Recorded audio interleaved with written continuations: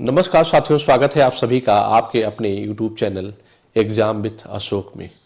आशा करते हैं कि आप लोग स्वस्थ होंगे और अपनी तैयारी भी बहुत बढ़िया से कर रहे होंगे। जैसा कि आपको पता होगा कि 26 में रेलवे के लगभग सारे एग्जाम हो जाएंगे। अभी ग्रुप डी का तो 24 वाला आया है, 25 का पेपर चल स्टार्ट हो गया है। और इसका मतलब ग्रुप डी का मतलब ये कह सकता हूं कि अभी 2026 में रेलवे के सारे एग्जाम आपको देने को मिले। ठीक है, तो अब सारे एग्जाम देने हैं तो आपको तैयारी बहुत अच्छी करनी है, जिसमें आप ये जानते हैं कि मैथ का बहुत अच्छा रोल है। ठीक है ना, तो अगर आप बिना मैथ के आप कुछ कर नहीं सकते हैं, बिना मैथ आप कुछ कर नहीं सकते हो। अगर मैथ आपकी अच्छी है तो ऑटोमेटिक सारे सब्जेक्ट अच्छे हो जाएंगे, क्योंकि आपकी सोचने की, क्वेश्चन करने की, अटेम्प्ट करने की, मतलब आपका ओवरऑल जो इंक्रीमेंट होगा वो बेस्ड है किस पे, वो मैथ पे है। अगर मैथ अच्छे से आ गई तो सारे सब्जेक्ट आ जाएंगे। अब हवा में नहीं आ जाएंगे, पढ़ना पड़ेगा, लेकिन सब पढ़ लिया, सबसे ज्यादा वक्त इसी में लगता है। लेकिन ऐसा कुछ नहीं है, हम कोशिश करेंगे कि हम आपको बहुत कम समय में और बेहतरीन कंसेप्ट ढंग के साथ जल्दी से हम आपको कवर करा दें। ठीक है, तो ये हमारी पीवाईक्यू सीरीज है, जिसमें आज का हमारा जो टॉपिक है एलसीएम एंड एचसीएफ है। यहां से हम कंसेप्ट और ट्रिक दोनों चीजें सीखेंगे। ठीक है, तो जो मेरा पहला क्वेश्चन है आज का वो ये है बेटा कि यदि दो संख्या है, वो नहीं बेटा, दो संख्या है। क्या है? दो संख्या। ध्यान दीजिएगा, और ये दो संख्याओं का योग 48 है। जब इन दोनों संख्याओं का एचसीएफ 6 है, तो यदि x ग्रेटर देन y, इसका मतलब जो है कि जो भी x ग्रेटर देन y होगा, तो ऐसे युग्मों में x y की कुल संख्या कितनी है। युग्म पूछा, पेयर। याद रखना मेरी बात को। जैसे मैंने कहा कि 48 कह दिया, तो समझाने के लिए पहले 48 और मैंने लिख दिया 24 नहीं 36 लिख दिया। मेरी बात ध्यान से। अगर मैं इसमें कहूं इनका एचसीएफ क्या है, तो मैं कहूंगा कि 6 8 48 और 9 6 54, 9 गुणे 6, मतलब कि ऐसा कहता हूं। ठीक है, इनका एचसीएफ कितना आ जाएगा? 4 8 4 12, तो 12 चौक 48, 12 गुणे 4 और 12 3 36। आप कहेंगे यस सर। आपसे अगर मैं इन दोनों संख्याओं का मैं एचसीएफ पूछूं, तो यहां पे क्या है, 12 12 कॉमन है, तो इनका एचसीएफ क्या हो जाएगा? इनका एचसीएफ 12 हो जाएगा। मेरी बात ध्यान समझिए, मैं बताना क्या चाह रहा हूं, क्योंकि इसी के इर्द गिर्द ही सब कुछ एलसीएम और एचसीएफ में घूमने वाला है। ठीक है ना, तो मैं पहले कंसेप्ट समझा, सवाल पे भी आ रहा हूं मैं। ठीक है, नहीं तो आप समझ में नहीं पाएंगे। फिर मैं कहता हूं कि अगर इनके एलसीएम की बात करूंगा, इनके एलसीएम की बात करूंगा, तो आप कहेंगे सर 12 यहां 12 यहां है, तो 12 ले लेंगे, 4 गुणे 3। क्या यही नहीं लिखेंगे? आप कहेंगे यस सर, लिखेंगे। मैं कहता हूं बेटा, तो आप ना एलसीएम और एचसीएफ का रेशियो ले लो, या दोनों संख्याओं का अनुपात ले लो। तो जब मैं दोनों संख्याओं का अनुपात लिया, एक संख्या ये थी, एक संख्या ये थी, तो क्या आया? 4:3 आया। 4:3 आया। अगर मैं कह दूं कि दोनों संख्याएं बताओ क्या है, तो आप कहेंगे संख्याएं अगर दोनों में 12 से मल्टीप्लाई कर दूं तो संख्या मिल जाएगी मुझे। समझ रहे हैं मेरी बात? इसका मतलब यह हुआ कि कोई भी संख्याएं हैं, अगर 3:5 लिखा है, तो उनका एचसीएफ अगर h है, तो इसका मतलब 3h। इसका मतलब है कि जो संख्या होगी ना बेटा, इसका मतलब यह हुआ कि जो संख्या होगी वो संख्या 3h कामा क्या होगी? 5h होगी। इसका मतलब यह है कि अगर दो संख्याओं को अगर हम उनका रेशियो ले लें, तो दोनों हमेशा कैसे होते हैं? सह-अभाज्य होते हैं। क्या होता है? सह-अभाज्य होता है। आप कहेंगे यस सर। बताओ भाई, होता है कि नहीं होता है? बताइए, सह-अभाज्य होता है कि नहीं होता है? आप कहेंगे यस सर। तो आप यहां से देखिए कि 3 और 5 को रेशियो में ले लिया तो सह-अभाज्य संख्याएं होंगी। इसका मतलब है कि जब भी कोई चीज अगर रेशियो में लिखा है और संख्या फाइंड करना है, तो मुझे कुछ नहीं करना होगा, मुझे सिर्फ और सिर्फ अगर एचसीएफ दिया है तो मल्टीप्लाई कर देंगे। अब सवाल की तरफ आते हैं। इतनी बात तो याद रखना हमेशा, ठीक है ना, क्योंकि ये हमारी प्रैक्टिस क्लास है, तो बहुत ज्यादा हम डिटेल में नहीं जाएंगे। ठीक है ना, तो अब देखो कि दो संख्याओं का एचसीएफ योग 48 है, उन दो संख्याओं का एचसीएफ 6 है। तो मैं कहता हूं कि अगर एचसीएफ क्या है? एचसीएफ 6 है, तो संख्या आप यहां से आराम से बता सकते हैं कि 6x और कामा 6y। अगर रेशियो ले लो तो x कामा y आ जाएगा। वही आपसे पूछा है। ठीक है, इसका मतलब जो दोनों होंगे x y, वो दोनों को प्राइम होंगे। क्यों होंगे मैंने बता दिया, ठीक। उनका योग दोनों संख्याओं का, तो दोनों संख्याओं का योग जोड़ूंगा तो 6x प्लस वाई हो जाएगा बराबर किसके, 48 के। तो 6 8 48, इसका मतलब x प्लस वाई जो होगा बेटा वो कितने हो जाएगा, 8 की। आप कहेंगे यस सर, ठीक है ना। बस हमसे पूछा क्या है कि x greater than y, x greater than y, ठीक है ना। तो कितने पेयर बनेंगे, बस हमें ये बताना होगा कि एक, अब आप एक साथ लिख दो 7 प्लस 1 लिखो, ठीक है। उसके बाद 2 प्लस 6 देखते जाइए, तो लेकिन 2 प्लस 6 नहीं लिखेंगे क्योंकि हमें x बड़ा करना है। तो 6 प्लस 2 और 3 प्लस 5, ठीक है। उसके बाद कुछ है क्या, आप 4 प्लस 4 लिखोगे बनेगा तो, लेकिन x ग्रेटर देन y होना चाहिए। यहां पे दोनों इक्वल हो गया तो इसलिए वाला नहीं लिया जाएगा। अब हमने अभी आपको बताया कि दो जो x और y होंगे वो दोनों आपस में को प्राइम होंगे, सहभाज्य होंगे। इसका मतलब उन दोनों के बीच HCF 1 होगा। तो 7 और x 1 ऐसी संख्याएं जिनका HCF 1 है, 2 और 6 नहीं है, 5 और 3 सहभाज्य युग्म है। इसका मतलब है कि कितने युग्म की संभव है, तो आप कहेंगे कि 2 है। क्या यहां तक किसी बच्चे को कोई दिक्कत है, बताओ भाई। नेक्स्ट क्वेश्चन की तरफ आते हैं और हमसे पहले आप आंसर दीजिए उसका। बताइए मुझसे पहले कि 3 संख्याओं का अनुपात 1:2:5 है और उनका LCM 1600 है, संख्याओं का HCF ज्ञात कीजिए। अभी मैंने बताया था कि इसका मतलब है कि अगर यहीं पे संख्या लिखना चाहो, मैं मान लेता हूं कि HCF H है, थोड़ी देर के लिए H है, तो जब संख्या लिखना शुरू करूंगा, तो अभी तो मैं सिर्फ समझा रहा हूं, बाकी ये सवाल ओरल है। तो H, ठीक है, और क्या हो जाएगा 2H, और क्या हो जाएगा 5H, ठीक है ना। इनका जब हम एलसीएम निकालेंगे, 3H है, तो जब मैं इनका एलसीएम निकालूंगा बेटा तो होगा क्या, देखिए H H H तीनों जगह है और 2 पंचे 10H, तो 10H बराबर किसके, तो एलसीएम दिया गया है कि क्वेश्चन में 1600 के, एक जीरो कट जाएगा। इसका मतलब HCF की जो वैल्यू है वो 160 आ जाएगी, 160 आ जाएगी। मेरी बात ध्यान से समझिए, अब बहुत हल्का सवाल है। ये पूछा है कि 3 संख्याओं का अनुपात, इसका मतलब है कि इन सभी संख्याओं के साथ HCF मल्टीप्लाई में, तो आप कुछ ना करते, 5 में 10 एक जीरो कट कर देते, कहते HCF कितना आएगा 160 आएगा, काम खत्म। मतलब सेकेंडों में भी सवाल को कर सकते हो, और सेकेंड क्या, विद इन 10 सेकेंड, मुझे लगता है सवाल पढ़ते ही हो जाएगा। 24, 42 और 36 का एलसीएम ज्ञात कीजिए। ऐसे सवाल को कभी भी पेपर में लगाइए नहीं, मैं आपको कॉन्सेप्ट सिखा रहा हूं। वो कहता है देखो 2 तरीके, एक तो हम प्राइम फैक्टर से करेंगे, एक हम ऑप्शन से करेंगे। मैं ऑप्शन से करना सिखाऊंगा। पहले तो मुझे बताओ कि एलसीएम का मतलब क्या होता है, तो आप कहेंगे sir least common multiple, least common multiple. और सी क्या है, मतलब कि एल से लीस्ट हो जाएगा और सी से क्या होगा, कॉमन हो जाएगा, एम से क्या होगा, फैक्टर होगा। आप कहेंगे यस सर, ठीक है। इसका मतलब है कि फैक्टर नहीं, मल्टीपल लिखूंगा बेटा, फैक्टर नहीं, सॉरी फॉर दैट, मल्टीपल, ठीक है। मतलब कि गुणांक, फैक्टर नहीं होता। छोटा से छोटा गुणांक, और कैसा, आप कहेंगे सर उभयनिष्ठ। यहां तक किसी बच्चे को कोई दिक्कत हो तो बताओ। ये तो हुआ एलसीएम का मतलब, लीस्ट कॉमन मल्टीपल, ठीक। इसका मतलब आंसर वही होगा जो सबसे छोटा होगा, और 24, 42, 56 से कटेगा। मैं कहता हूं कि इनका मैं जब एलसीएम ले रहा हूं तो 24, 42 और 56, इनका जब मैं एलसीएम लूंगा तो जो कुछ भी आएगा वह 24 का मल्टीपल होगा, वो 42 का होगा, वो 56 होगा। इसका मतलब वो नंबर 24 से भी कटेगा, 42 से भी कटेगा, 56 से भी कटेगा। तो मैं कहता हूं कि 7 8 56, वो नंबर 7 और 8 दोनों से कटेगा। 7 6 42, 7 6 42 और 8 3 24, तो 8 3 24। इसका मतलब वो नंबर 3 से भी कटना चाहिए, वो नंबर 7 से भी कटना चाहिए, वो नंबर 8 से भी कटना चाहिए।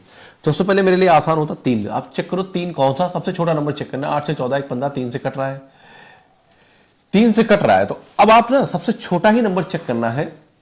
तो मैं ये कहूं कि 3 के बाद 8 चेक करो, 8 2 16, 8 ठीक है। 7 से चेक करो तो 7 2 14, 7 चौक 28, ये हो गया। मतलब कहने का सबसे कट रहा है, तो यही इसका क्या हो जाएगा, एलसीएम हो जाएगा। आप कहेंगे सर क्या मैं आगे ऑप्शन चेक करूं? बिल्कुल भी नहीं चेक करो, हो सकता है आगे भी और भी ऑप्शन कट रहे हो, लेकिन हमें चाहिए क्या, लीस्ट कॉमन मल्टीपल चाहिए, इसलिए हमारा आंसर 168 हो जाएगा।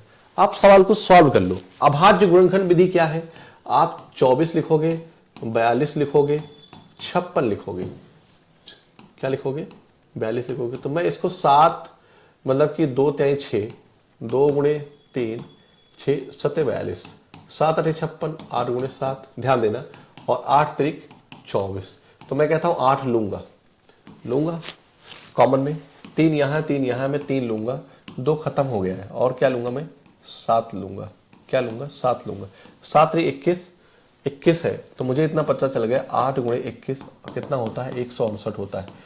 क्या जरूरत निकालने के, टाइम आपको वेस्ट करने का कोई मतलब है क्या, आपको कतई नहीं करना है, ठीक है ना। जब भी एलसीएम आए तो हमेशा आप सबसे छोटे ऑप्शन को चेक करो, अगर वो बन रहा है तो हो सकता है सारे ऑप्शन इन सभी नंबर से कट रहे हो, फिर आगे चेक करने की जरूरत नहीं, क्योंकि हमारा एलसीएम कहता ही है कि हमें लीस्ट कॉमन मल्टीपल चाहिए, ठीक है ना। अगले क्वेश्चन पे आते हैं। जैसे ये क्वेश्चन आ गया कि 45 78 और 117 का एचसीएफ ज्ञात कीजिए, ठीक है ना।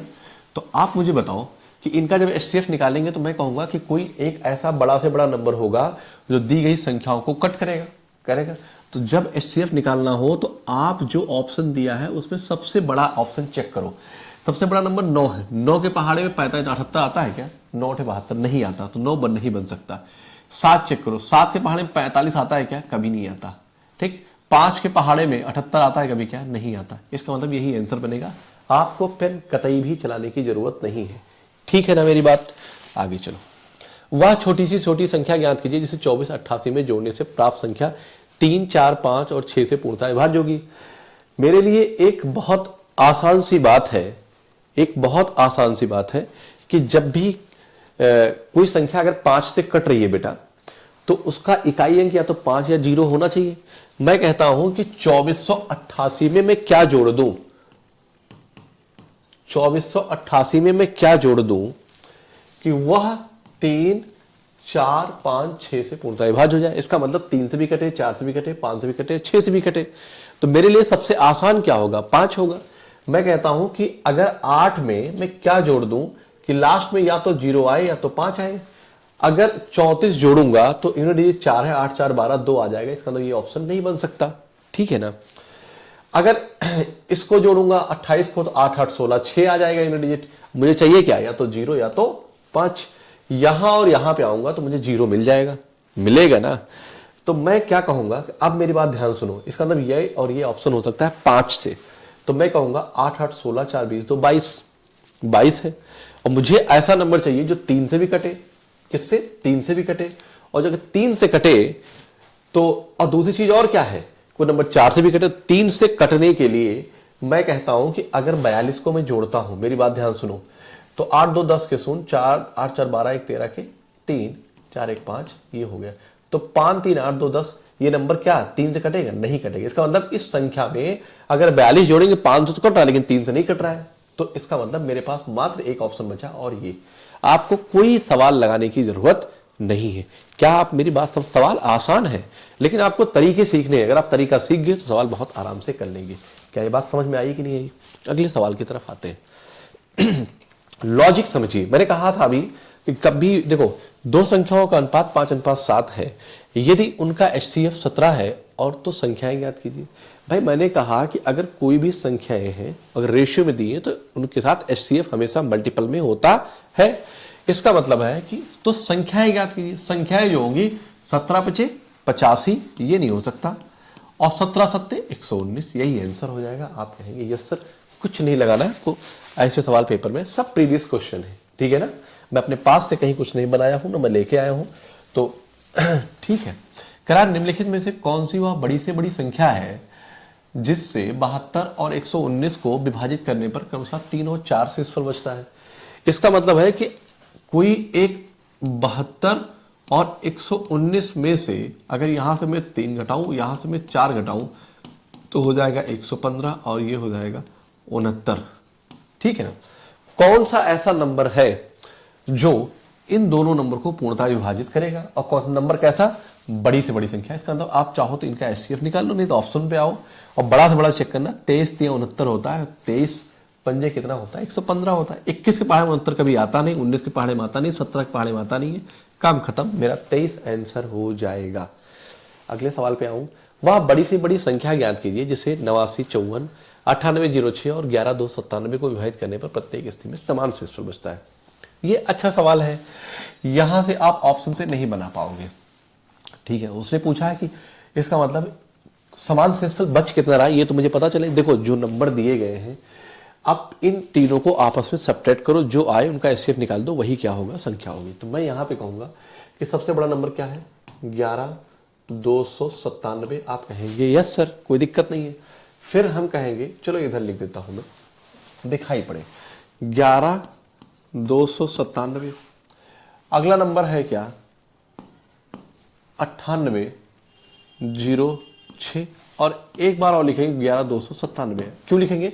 एक बार 11297 में से मैं घटाऊंगा 89 54 को, 89 54 को जो आएगा। एक बार इसमें से हम 9806 को घटाऊंगा। एक बार इससे छोटा नंबर ये वाला है 89 54, ये घटाऊंगा। आप कहेंगे यस सर, कोई दिक्कत? तो 7 में से 4 गया, क्या आ जाएगा? 3 आ जाएगा। 9 में से 5 गया, 4 होगा, ठीक है ना। और 12 में से 9 गया तो क्या आएगा? 3 आ जाएगा। हाँ, और यहां 10 में से 8 गया, 2 आ जाएगा। आप कहेंगे यस सर, ठीक है ना। यहां पे घटाऊंगा तो कोई बात नहीं, घटा दो। 7 में से 6 गया तो 1 आएगा। आप कहेंगे यस सर, ठीक है। 9 में से 9 तो जाएगा, 0 जाएगा तो 9 ही आएगा। 12 में से 8 गया तो कितना हो जाएगा? 4 जाएगा। 0 10 में से 9 गया, 1 14 91। आप कहेंगे यस सर। 6 में से 4 गया, क्या आ जाएगा? 2 आएगा, ठीक है ना। 6 में से क्या गया? 4 गया तो 2 आएगा। 10 में से 5 जाए तो 5 आएगा। और यहां बचा कितना? 7। 7 में से 9 गया तो 8 आएगा। और 8 में से 8 गया तो ये 8 52 आ जाएगा। इसका मतलब है कि जो नंबर मिला वो ये अंतर मिल गया। अब इनमें क्या करना? मुझे एचसीएफ निकालना है। तो क्या बना है? सही घटाया है, आप देख लीजिएगा। कैलकुलेशन मिस्टेक नहीं होनी चाहिए। तो मैंने आपको बताया कि डिफरेंस मेथड से आप करो, ठीक है ना। तो मैं यहां पे क्या करूंगा? इनका डिफरेंस निकालूंगा। तो जब डिफरेंस निकालूंगा तो मैंने कहा था कि या तो अंतर होता है या अंतर का गुणनखंड होता है, ठीक है ना। अंतर होता है या अंतर का गुणनखंड होता है। तो आप कहेंगे यस सर, चलो कोई दिक्कत नहीं है। मुझे यहीं पे थोड़ा लग रहा है 89, हाँ ठीक है चलो। तो 11 में से अंतर यहाँ लेता हूँ। 11 में से 2 गया तो कितना आ जाएगा? 9 आ जाएगा। बच्चा 8 में से 5 गया तो 3 आ जाएगा। और 4 में से 8 नहीं जाएगा। 14 में से 8 जाएगा तो 8 6 14, 693। तो 600, मैंने कहा था या तो अंतर होगा या अंतर का गुणनखंड होता है। तो आप मुझे बताइए 3 से कटेगा ये, तो 3 गुणे 3 दुनाई 6, 3 एकम 3, 3 त्रिका 9। क्या आप देखिए कि ऑप्शन में कहीं है क्या? हमेशा बड़े की तरफ देखना है। और 213 से छोटा ही आएगा। तो मुझे लगता है 30 गैप हो नहीं सकता। तो 213 ऑप्शन है, यही होगा, यही आपका आंसर हो गया। आपको बात समझ में आई कि नहीं आई? इसका मतलब है कि 213 एक ऐसा बड़ा से बड़ा नंबर है जिससे हम इन सभी नंबर को डिवाइड करेंगे तो सब में इक्वल रिमाइंडर आएगा, इक्वल रिमाइंडर आएगा, ठीक है ना। तो आई थिंक आपको समझ में आया होगा। राइट, चलते हैं नेक्स्ट क्वेश्चन की तरफ। 5 अंकों की वो बड़ी से बड़ी संख्या ज्ञात करें जो 18, 15 और 21 से विभाज्य है। ऐसा क्वेश्चन जब भी आए, ये कॉमा लगा हुआ है, ये वो नहीं है, मतलब ये कॉमा लगा है, ठीक है ना। हाँ, तो आप मुझे बताइए, मैं कहता हूं कि बड़ी से बड़ी संख्या फाइंड करना है, ठीक है ना। अगर फार्मूले पे जाओगे तो बहुत टाइम वेस्ट हो जाएगा। ऐसे क्वेश्चन को कभी नहीं, जैसा मैं बता रहा हूं ऐसे ही लगाना है आपको। कैसे लगाना है ध्यान दीजिएगा कि अगर कोई नंबर, मतलब बड़ी संख्या जो 18, 15 और 21 से विभाज्य है, अगर कोई नंबर 18 से कट रहा है, कोई संख्या है वो 18 से अगर कट रही है तो 18 के फैक्टर अर्थात 9 से भी कटेगा, 2 से भी कटेगा। मैं 9 पे फोकस करूंगा क्योंकि 9 का डिविजिबिलिटी रूल बहुत आसान है। तो मैं कहूंगा कि वह संख्या होगी जो 9 से कटेगी, ठीक है। अब मैं इधर समझा देता हूं। तो 18 है और क्या है? 15 है और 21 है। मेरी बात ध्यान सुनिएगा। वह संख्या 9 और 2 दोनों से कटेगी, वो संख्या 3 और 5 दोनों से कटेगी, वो संख्या 7 और 3। अगर संख्या 9 से कट रही तो 3 से ऑटोमेटिक कटेगी। 7 5 5 है तो लास्ट में 0 या 5 होना चाहिए, है ही, चेक ही नहीं करना है। ठीक है, 2 से ये नहीं कटेगा और ये नहीं कट सकता, क्योंकि उसका आखिरी अंक एक सम संख्या होनी चाहिए। इसका मतलब या तो आंसर ये बनेगा या तो ये बनेगा। पहले चेक करो 9 से कौन कट रहा है, ये तो 9 से पूरा कट जा रहा है, ये भी 9 से पूरा कट जा रहा है। ठीक है ना, इसका मतलब 9 से भी कट रहा है, 3 से भी कट रहा है, 2 से भी कट रहा है, ये मुझे 7 से चेक करना पड़ेगा। तो मैं यहां पे देखूंगा 540 है ना, बड़ी से बड़ी पूछा, बड़ा नंबर चेक करूंगा, आगे जाऊंगा नहीं। 7 एकम 7 दोनों, 7 चौक 28, 1 29, ठीक है ना, 7 एकम 7 दोनों, हाँ 7 चौक 28, 1 29, 7 2 14, 7 2 14, ये नंबर 7 से कट जा रहा है। इसका मतलब ये नंबर 7 से भी कट रहा है, ये नंबर 5 से भी कट रहा है, ये नंबर 3 से भी कट रहा है, ये नंबर 2 से भी कट रहा है, ये नंबर 9 से भी कट रहा है। तो बेटा यही मेरा आंसर बनेगा, राइट, यही मेरा आंसर बनेगा। कोई लॉजिक लगाने की जरूरत नहीं है। अगर आप फार्मूला लगाओगे कि एलसीएम निकालोगे, क्या आप एलसीएम निकालोगे कि 5 अंकों की बड़ी बड़ी संख्या, तो संख्या आप फाइंड करना, तो फार्मूला लगा दोगे, कौन सा, संख्या is equal to LCM of, आप यही लिखेंगे 18, 15, 21 इंटू के प्लस रिमाइंडर 0 आ रहा है, मतलब पूर्णतः विभाज्य है। तो जब इसका जब निकालोगे ना, जो एलसीएम आएगा के की वैल्यू रख कर लेके जाओगे तो पागल हो जाओगे, फिर आप तो पेपर हो गया काम आपका। ठीक है ना, ये आपको सीखना है, अगर आपको नौकरी लेनी है तो ये तो फार्मूला है, इससे नहीं करना है। ठीक है ना, टाइम ले लेगा, ऐसा नहीं कि नहीं होगा, इतना टाइम लेगा कि आपका सारा छूट जाएगा। फायदा क्या है ऐसी चीज से, ठीक है ना। आप तो इसलिए सीख रहे हैं कि आपको नौकरी मिल जाए, तो नौकरी पहला एम है। 16, 20 और 24 का एचसीएफ ज्ञात करो, मतलब वो कौन सा बड़ा से बड़ा नंबर है जो दी गई संख्याओं को पूर्णतः डिवाइड करेगा। तो मैं कहता हूं सबसे पहले 8 से चेक करूंगा, 8 के पहाड़ में कभी 20 नहीं आता है। ठीक है, फिर 6 से आऊंगा तो 6 के पहाड़ में कभी 16 नहीं आता, लेकिन 4 के पहाड़े में 20 भी आता, 16 भी आता, 20 भी आता और 24 आता, तो यही हो जाएगा बस। और वैसे भी डिफरेंस मेथड से कहोगे, यहां भी डिफरेंस 4 है और यहां भी अंतर विधि 4 है। मैंने आपको एक ही बताया है, किसी दी गई संख्याओं का एचसीएफ अगर अंतर निकाला तो अंतर से तो अंतर होगा या अंतर का गुणनखंड होगा। अगर अंतर 4 है तो अंतर 4 से बड़ा हो ही नहीं सकता, मतलब देख के ही बता सकते हैं आप कि 4 से बड़ा आंसर नहीं होगा। इसका मतलब 6 और 8 तो आंख मूंद काट कर सकते हैं, 4 देखा खटाक से हो गया, खत्म बस। अब आप कहेंगे सर ऐसे सवालों क्यों लेकर आए, बेटा इससे आपको लॉजिक जो मैं बोल रहा हूं, इस बात को आपको सीखने की जरूरत है, यही तो आपको अप्लाई करना है। ठीक है ना, एप्लीकेशन पार्ट आपको सीखना और पढ़ना समझना है कि कैसे हम एग्जाम में अप्लाई करेंगे। ऐसी 2 संख्याओं पर विचार कीजिए। अगले सवाल की तरफ आते हैं, सवाल का आंसर बताइए कि ऐसी 2 संख्याओं पर विचार कीजिए जिनके एलसीएम और एचसीएफ का योग 504 है और एलसीएम और एचसीएफ का अंतर 546 है। यदि इन दोनों संख्याओं में से एक 96 है तो दूसरी संख्या ज्ञात कीजिए। ठीक है ना, तो 2 संख्याओं पर विचार कीजिए, इनमें से एलसीएम और एचसीएफ का योग। तो मैं कहता हूं कि एलसीएम को, अगर एलसीएम को एलसीएम लिख दिया और सीएफ को एचसीएफ कह दिया, तो मैं कहता हूं कि इनका जो सम है वो 504 है। ये क्वेश्चन कह रहा है, मैं नहीं कहता हूं। ठीक है ना, एलसीएम और एचसीएफ का अंतर कह रहा है। फिर क्या कह रहा है कि एलसीएम और एचसीएफ का अंतर जो है ना बेटा, वो 456 है। यदि इन दोनों में से एक 96 है तो एक संख्या 96, तो मैं कहता हूं ये कट कर दूंगा तो ये 2 आ जाएगा, 2 एलसीएम, और 2 एलसीएम बराबर जो होगा 56 4 60 कितना हो जाएगा, 48 आ जाएगा। इसको कट करूंगा तो क्या आ जाएगा, 24 आ जाएगा। एलसीएम 24 आ गया। ठीक है ना, तो आपसे पूछा दूसरी संख्या ज्ञात करो, तो एचसीएफ निकाल दो ना यहां से। तो एचसीएफ जब निकालोगे तो मैं क्या कहूंगा, एलसीएम कितना है, 24 आया। आप चाहे जहां यहां रख दो तो घट जाएगा, इधर जाएगा तो क्या होगा, जुड़ जाएगा। अरे भाई मैं यहां पे 24 रख दिया, एलसीएम की वैल्यू 24 रखा, ठीक है ना, ये इधर आएगा, इधर आएगा तो इसके साथ सब्ट्रैक्ट होगा, वहां घट जाएगा। चलो रख देता हूं, तो आप 24 रखे प्लस एचसीएफ यहां रख दिया और आप कह रहे हैं कि सर 504 है। तो एचसीएफ जब निकालूंगा बेटा तो ये उस तरह जाएगा, घट जाएगा। ठीक, 4 में से 4 गया, कितना हो गया, 0 हो गया, और 10 में से 2 गया, 8 हो गया, और यहाँ कितना मतलब 480। आप कहेंगे यस सर 480 हुआ कि नहीं हुआ, बताओ भाई 480 हुआ। अगर 480 हुआ, ध्यान सुनो, तो मैं कहता हूं कि मुझे एचसीएफ पता चल गया और एलसीएम पता चल गया और एक संख्या पता है। तो आप कहेंगे कि एक संख्या 96 है तो दूसरी संख्या हमें निकालना है। क्या निकालना है, दूसरी संख्या बेटा निकालना है जिसका एलसीएम 24 है और एचसीएफ कितना है, 480 है। ठीक है ना, तो 24 चौका 96, 4 12 48, तो बेटा जो भी आंसर होगा वह 120 होगा। कोई दिक्कत थी यहाँ पे क्या, थोड़ा सा प्रैक्टिस करके जाने की जरूरत है।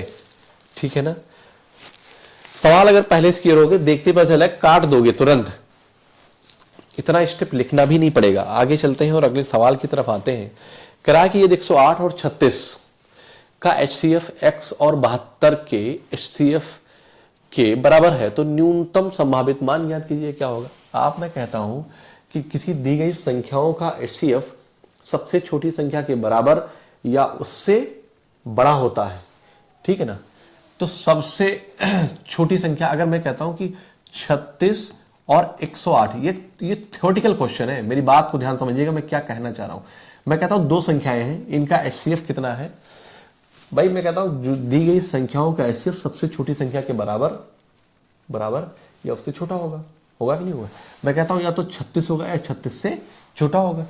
तो आप बताओ अगर 36 है तो 36 एक कम 36 दिया 108 है, तो मैं कहता हूं कि 72 तो कभी हो नहीं सकता, क्योंकि उसने पूछा है कि न्यूनतम संभावित मान क्या हो सकता है, ठीक है ना। अगर 36 ले लेंगे, अगर आप कहते सर 12 ले लीजिए, 12 नहीं 108, तो इनका HCF 12 आ जाएगा, ठीक है ना। तो 12 भी नहीं हो सकता, ठीक। 24 ले लोगे आप 24 लोगे तो क्या कहोगे, अगर आपने इनका HCF 24 निकाल लिया तो 24, इसका मतलब 24 के पहाड़ में कभी 36 आता नहीं है, तो हो ही नहीं सकता। इसका मतलब है कि 36 ही बनेगा, न्यूनतम संख्या 36 बनेगी। इसका मतलब आप जब 36 और 72 यहां पे लिखेंगे तो इनका भी HCF क्या आएगा, 36 आएगा। उसने कहा भी है कि दोनों के HCF क्या है, बराबर है। इसका 36 108 है, तो x की जो न्यूनतम संख्या वो 36 हो सकती है। क्लियर। अगले सवाल की तरफ आए और इस क्वेश्चन का आंसर बताएं मुझे कि दो प्राकृतिक संख्याओं का योग 320 है, उनका HCF 20 है। यदि x ग्रेटर देन y है तो x और y के कितने युग्म संभावित होंगे, ठीक है। तो मुझे इतना पता है कि दो प्राकृतिक संख्याओं का योग कितना, 320। प्राकृतिक संख्याएं होती कौन सी है, तो HCF 20 दिया है, तो आप यहीं से आराम से ले लेंगे। मैंने अभी शुरू में बताया कि अगर HCF दिया है तो संख्या लिखेंगे 20x, 20y लिख देंगे। इनका योग पूछा है तो 20x प्लस वाई बराबर किसके, 320 के। ये कटेगा तो 2 16 32। तो मैं यहां पे कहूंगा कि x प्लस वाई का जो मान है वो कितना है बेटा, 16 है। x और y के ऐसे कितने युग्म संभव हैं, क्योंकि x ग्रेटर देन वो क्या है, y है, x ग्रेटर देन y है। तो मैं कहूंगा आगे कुछ नहीं करना है आपको, ठीक है ना।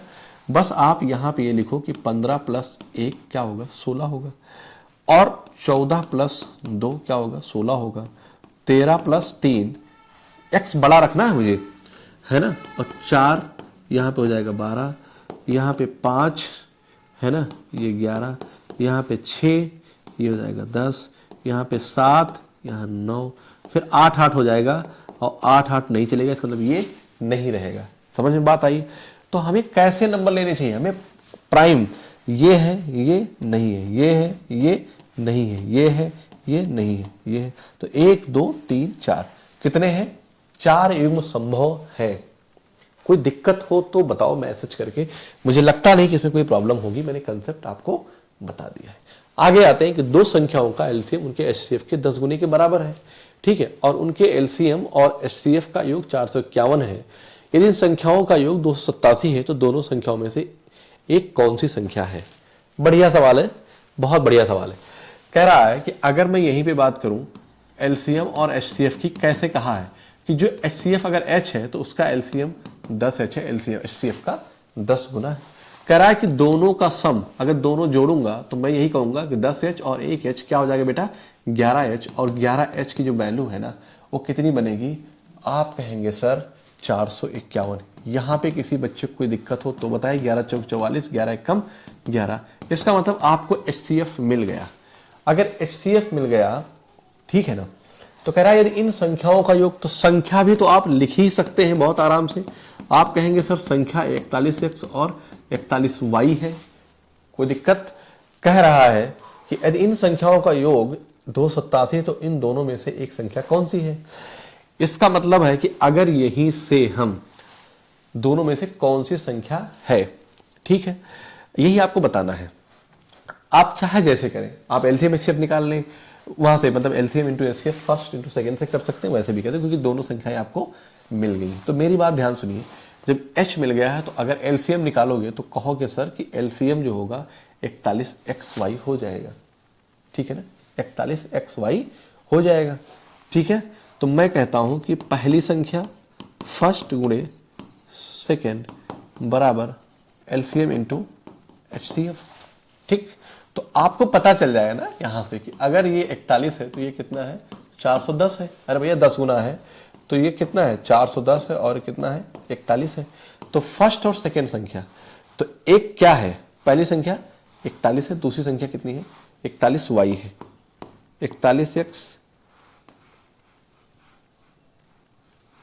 हाँ, एलसीएम इंटू एचसीएफ बराबर पहली संख्या गुणे दूसरी संख्या।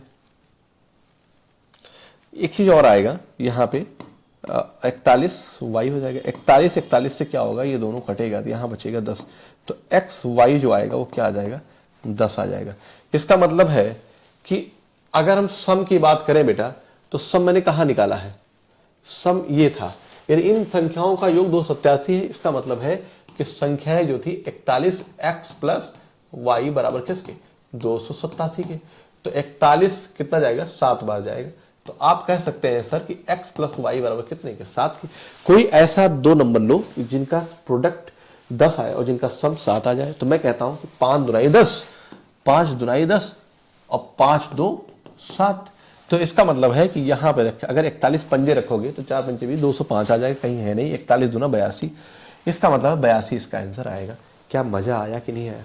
आप मल्टीपल चेक करते ना बेटा, यहां से सारे बन रहे थे, 41 दूना 82, 41 एकम 41, 41 चौका 164 और 41 तिया 123। इसका मतलब मल्टीपल से इस सवाल को हम बना नहीं पाते, ठीक है ना, मल्टीपल से हम इस सवाल को बना नहीं पाते, ठीक है। चलो अगले सवाल की तरफ आते हैं। बाकी तरीके बहुत हैं जिसमें कम से कम टाइम लगे, जल्दी से एक झटके में हो जाए, उसी अप्रोच को अपनाना चाहिए, बाकी नहीं। दो संख्याओं का एलसीएम और एचसीएफ 19, 20 और 4 है, यदि एक संख्या 60 है तो भैया ये सवाल ना फॉर्मूला लगा दिया, एलसीएम और एचसीएफ ये है, एक संख्या 60 है तो दूसरी संख्या मुझसे पूछा है, तो दूसरी संख्या मैं क्या कहूँगा, तो मैं इसको कट करूँगा यहाँ से और 6 से कटेगा, 6 त्रिक 18 और 6 दुनाई 12, ठीक है ना, गुणे 4, 32 चौका 4 दुनी 8, वही होगा जहां पे 8 आएगा, 128। कितना होगा, 128, 128 यही हमारी दूसरी संख्या होगी। क्या हो गया इसको, इसका भी मन नहीं कर रहा है चलने का। दूसरी संख्या क्या होगी बताओ भाई, क्लियर हुआ। आई होप कि आपको अच्छा लगा होगा, सब कुछ समझ में आया होगा। मिलते हैं आपसे हम अगली क्लास में, आज के लिए इतना ही। Thank you so much.